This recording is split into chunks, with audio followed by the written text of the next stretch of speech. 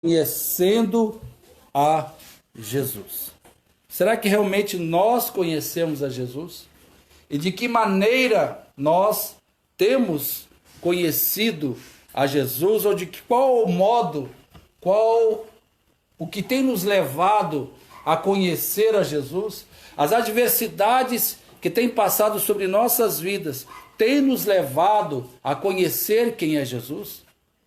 Então eu te convido nesta noite a abrir a palavra do Senhor no Evangelho de Jesus Cristo, segundo nos escreve o evangelista Marcos, capítulo de número 4, a partir do número 35, que nos diz assim a palavra do Senhor. E naquele dia, sendo já tarde,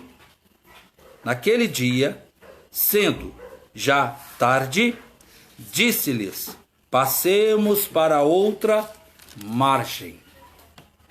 E eles, deixando a multidão, o levaram consigo, assim como estavam no barco. E havia também com eles outros barquinhos. E levantou-se grande temporal de vento, e subiam as ondas por cima do barco, de maneira que já se enchia de água. E ele estava na popa, dormindo sobre uma almofada. E despertaram-no, dizendo-lhe: Mestre, não te importa que pereçamos? E ele, despertando, repreendeu o vento e disse ao mar: Cala-te, aquieta-te. E o vento se aquietou. E houve grande bonança. E disse-lhes: por que sois tão tímidos? Ainda não tendes fé? E sentiram um grande temor, e diziam uns aos outros: mas quem é esse que até o vento e o mar lhe obedecem? Glórias a Deus, aleluia. Nesta noite Deus quer saber de mim e de você, meu querido irmão, e você que nos ouve, que acompanha essa live.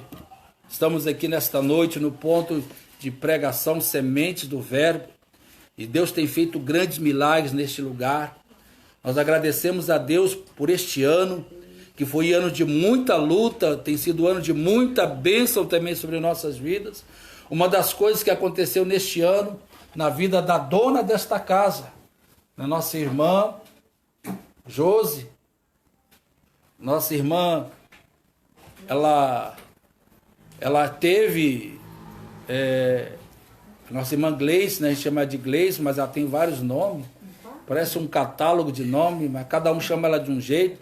Então nossa irmã Gleice, né, junto com o teu esposo, tem sido uma bênção neste lugar, mas ela teve um problema muito sério com o coração dela estava gigante, grande é pouco, ele estava gigante. E Deus fez um milagre tremendo, e nós devemos agradecer a Deus. E neste lugar, nesta noite, talvez Deus, ninguém vem em vão na presença do Senhor. Nós aprendemos que toda e qualquer pessoa que se aproxima de Deus, se aproxima do Filho de Deus, não volta vazio. Se você vem como adorador e você olha para Deus, sendo você um adorador do Filho de Deus, um adorador das coisas de Deus, alguém que reconhece, alguém que é agradecido pela mão de Deus estar sobre a sua vida, pode ter certeza que nunca nós saímos vazio quando nós nos encontramos com o Senhor. E nós agradecemos a Deus porque todas as ordens que Deus nos dá, todas as vezes que estamos debaixo de uma ordem dada por Deus, Ele não nos deixa sozinho. Ele não nos despede vazio. E a Bíblia nos fala, amados irmãos, que aconteceu que Ele havia dado uma ordem para que eles passassem para a outra margem do lago.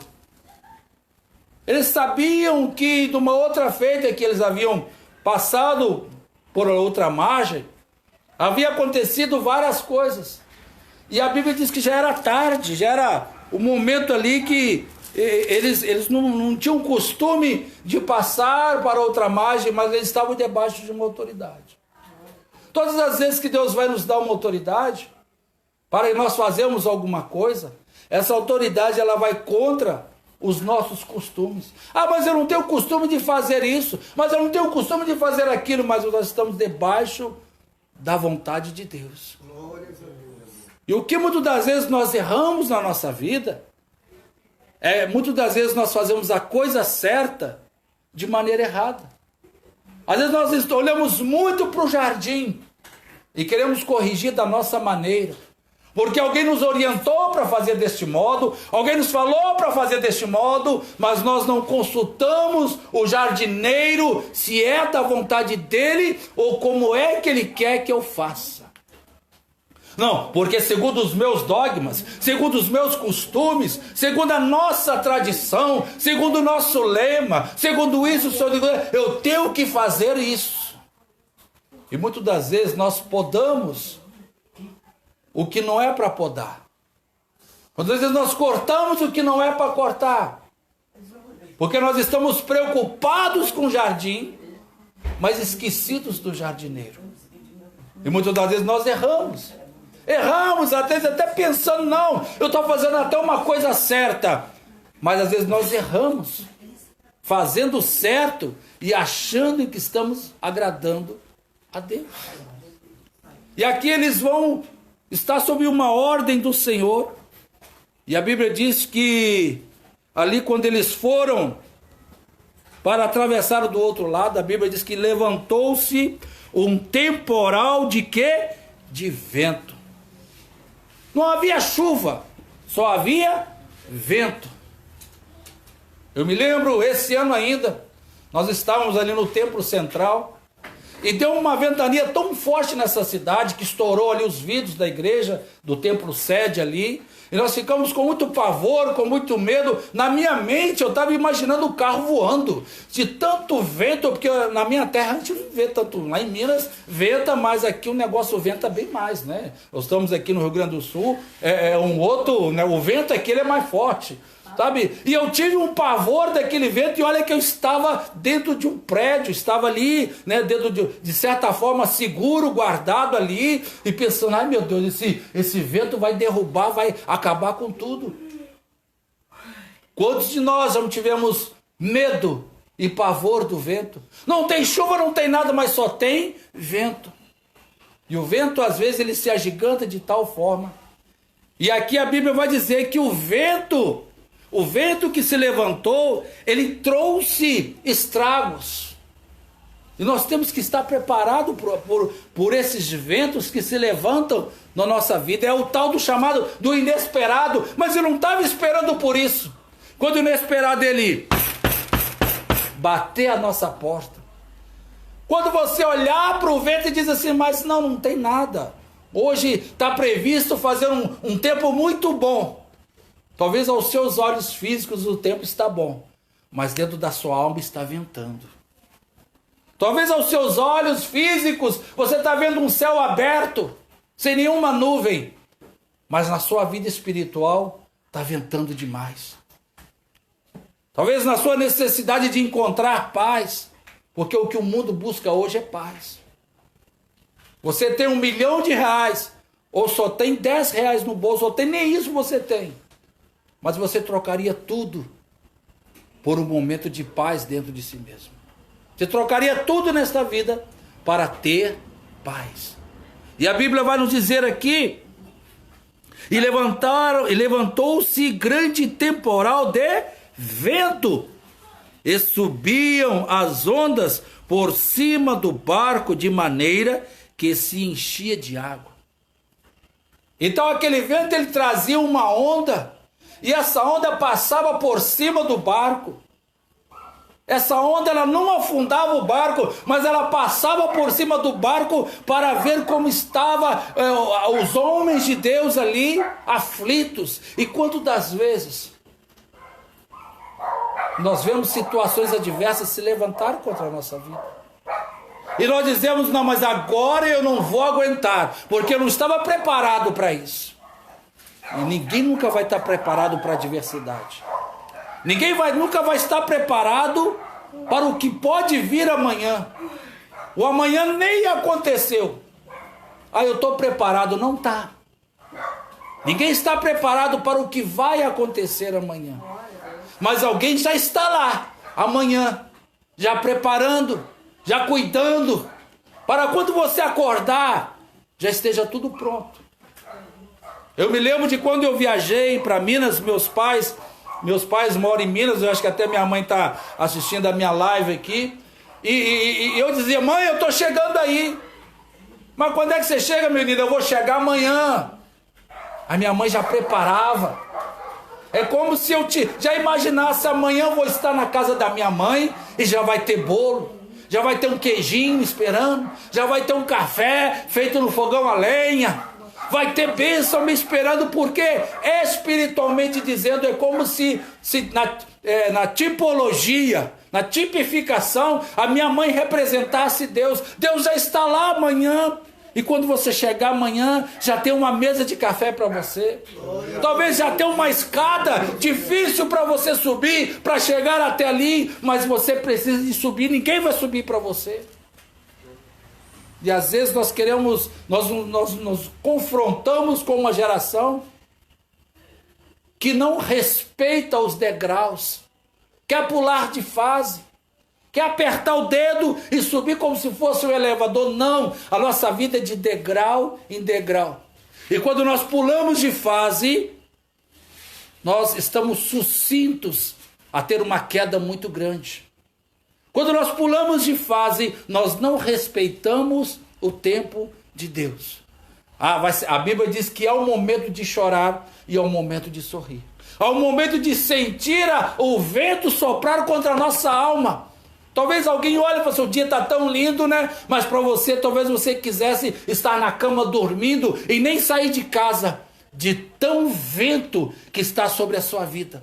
De tão vento forte que está sobre a sua vida, você desejaria ficar dentro de casa e não sair para nada, enquanto alguém diz: não, mas está tão bom aqui fora. Nós não sabemos o que vai no coração do ser humano. Nós aprendemos que coração é terra aonde ninguém pisa. Só tem alguém que tem autoridade para pisar e entrar no teu coração, conhecer o teu coração e dar grandes vitórias e mudar o que está dentro do teu coração, que é o nosso Deus. Ninguém consegue invadir o teu coração, ninguém consegue arrombar, ninguém consegue entrar no teu coração. Por mais que o inimigo ele toma a sua mente para fazer outras coisas, você sabe quem tem autoridade para entrar dentro do teu coração. Só Ele conhece o teu coração. Só Ele conhece os teus profundos e reais desejos. O que você realmente deseja para a tua alma. Talvez aquilo que você está fazendo agora não é exatamente aquilo que você quer. Talvez eu estou fazendo isso, mas Deus sabe que o que eu quero é algo mais. Porque Deus conhece o seu coração. Eu não conheço o seu coração. E Deus te chamou aqui nesta noite para você entender que o vento, ele sopra onde quer. Ele se levanta sobre a mesa do rico e ele se levanta sobre a mesa do pobre. Ele se levanta sobre aquele que tem a casa na rocha e ele se levanta sobre aquele que tem a casa na areia. Só que há um diferencial. Aquele que serve a Deus, onde a sua casa está na rocha, o vento pode vir, as dificuldades podem vir, os problemas podem vir e virão, porque a Bíblia diz que cada um de nós temos o nosso dia mal. Parece que aquele dia não dá nada, está tudo errado. Como nosso irmão hoje teve uma queda, caiu ali no poço ali, parece que sabe, não, parece que eu acordei, parece que era para mim ter ficado na cama. Mas todos nós temos esse dia. Mas em tudo precisamos de dar graças a Deus. E vamos ver algo interessante que vai acontecer aqui, amados irmãos. A Bíblia vai dizer que as ondas subiam por cima do barco, de maneira que já se enchia de água. E ele estava na popa. A Bíblia diz que Jesus estava bem na popa, na proa, né? Na popa do barco. E quem geralmente fica ali nesse exato local é quem comanda. É quem está comandando. Amém. A Bíblia diz que ele estava ali, dormindo sobre uma almofada, e despertaram-no, dizendo-lhe: mestre, não te importa que pereçamos? Uma coisa que vai me chamar a atenção, amados irmãos, é que Jesus não acordou por causa de vento. O vento não conseguiu chamar a atenção de Jesus. O raio que talvez caísse, um relâmpago que talvez caísse, uma batida de água forte no barco, aquilo não chamava a atenção de Jesus. Aquilo para Jesus não era prioridade. O que eu quero dizer com isso? O vento que se levanta contra a sua vida, Deus não se importa com ele. A Bíblia diz que quando eles chegam e falam: Jesus... Eu quero até imaginar que eles chegam até meio tipo... A gente, vamos falar mais baixo, né? Mas falar baixo como? Se está ventando, se está batendo para todo lado, esse homem não acorda, parece que ele está desmaiado, e alguém chega lá: Jesus... Aí fala com uma voz tão macia, uma voz tão baixinha, que não é possível. Jesus conseguiu acordar com a minha voz, e não estava conseguindo acordar com a voz desse vento, sabe por quê? Porque a sua voz tem mais autoridade do que o vento. A sua voz, labassúbia de canto, labaxéia, tem mais autoridade do que o problema que se agiganta contra a sua vida. O vento pode te causar dores, pode te causar aflição, mas quando você abre a boca e pede ao Senhor para cessar o vento pode estar fazendo mais barulho do que você. Mas quando você abre a boca, Deus ouve a sua voz. Glórias a Deus. Eu fico imaginando que Deus tem tantas vozes no mundo, há bilhões e bilhões de vozes no mundo. Somos quase 7 bilhões no mundo, e nenhuma voz Deus confunde. Talvez agora existe uma nação clamando, um povo clamando, alguém pedindo socorro. Deus conhece a voz de cada um e não confunde. Essa pode ser a voz de A, a voz de B, não. Deus sabe qual é a sua voz. Deus conhece a sua voz. Jesus podia ignorar. Não, eu estou dormindo. Não, mas o vento era mais barulhento do que a minha voz. E a Bíblia diz que quando eles chegam e acordam a ele, ele mostra que a voz deles, a Bíblia diz, e despertando, repreendeu o vento e disse ao mar: cala-te, aquieta-te. E o vento se aquietou e houve grande bonança. Por que o vento vai se aquietar? Primeiro, nós vamos ver que o vento não acorda Jesus. As tempestades que se levantam não acordam Jesus, mas a tua adoração consegue chamar a atenção de Jesus. A tua oração consegue chamar a atenção de Jesus. O teu clamor consegue chamar a atenção de Jesus. A tua oração, por mais simples que ela seja, ela consegue chamar a atenção de Jesus. Mas o vento ele vai continuar ventando, seja na sua vida ou em qualquer outra vida. Que passou um vento forte essa semana. Ele vai passar lá em Santa Catarina, vai passar em São Paulo, vai passar e vai passar e vai passar. E quantas pessoas neste momento clamaram a Deus? Deus sabe de cada uma delas. Deus conhece a voz de cada uma delas, e essa voz chama a atenção de Deus. Aonde eu vou dizer, quando nós falamos, vou reafirmar o que nós dissemos no início do nosso culto de hoje. Tem pessoas que estão passando por problema e dizem assim: Deus está vendo. Deus está vendo que eu estou passando por isso. Deus está vendo que eu estou no meio desse vento. Deus está vendo que eu estou no meio. Mas Deus quer que você chame a atenção dele. Ele precisa de chegar lá, Jesus sacudir, eu falar, chamar a atenção de Jesus. Ei, você não se preocupa que a gente está quase morrendo. Alguém que me interessa chamou por mim. Às vezes nós queremos que Deus nos abençoe, mas a gente quer chamar a atenção de tudo quanto é mídia. Eu vou publicar no Facebook, eu vou publicar aqui, eu vou publicar ali, eu vou botar nas redes sociais para que eu seja conhecido, mas a gente não quer que Deus nos conheça. A verdade é que Jesus quer ir em lugares que você vá. Tem lugares que nós vamos que Jesus quer estar lá conosco. Tem planos que nós fazemos para essa vida que Jesus quer estar inserido nos planos. Tem desejos que nós temos nessa vida que Ele quer estar inserido nos desejos. Tem projetos que nós fazemos nessa vida que Ele diz assim: ei, peraí, tá esquecendo de mim não, é? Você me colocou aí no projeto?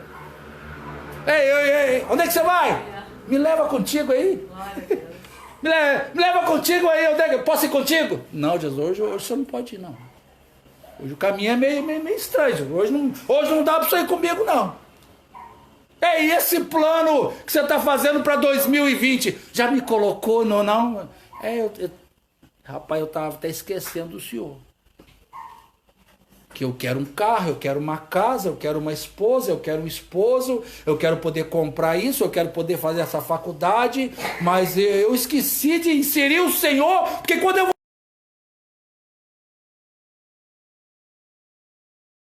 a primeira coisa que eu vou querer para 2020, que o Senhor me ensina a reconhecer os meus erros, os meus pecados e as minhas falhas. Porque nós vamos para Jesus de uma maneira errada. Tá com problema? Vá para a igreja. Vai para a igreja. Tá com dificuldade? Vai para a igreja, porque chegando na igreja, Deus vai abrir a porta, Deus vai abençoar, Deus vai restaurar. Vai lá, porque você sabe, né? Aí você está com essa doença, vai lá e Deus vai te curar. Não é assim. Nós lembramos muito bem de uma passagem bíblica, onde tinha um paralítico, e ele estava sendo levado pelos seus 4 amigos. E antes de Jesus curar aquele homem, a Bíblia diz que ele virou para aquele homem e diz assim: os teus pecados são perdoados. E eu te pergunto, para que alguém que não anda quer perdão de pecado? Alguém que não anda quer milagre.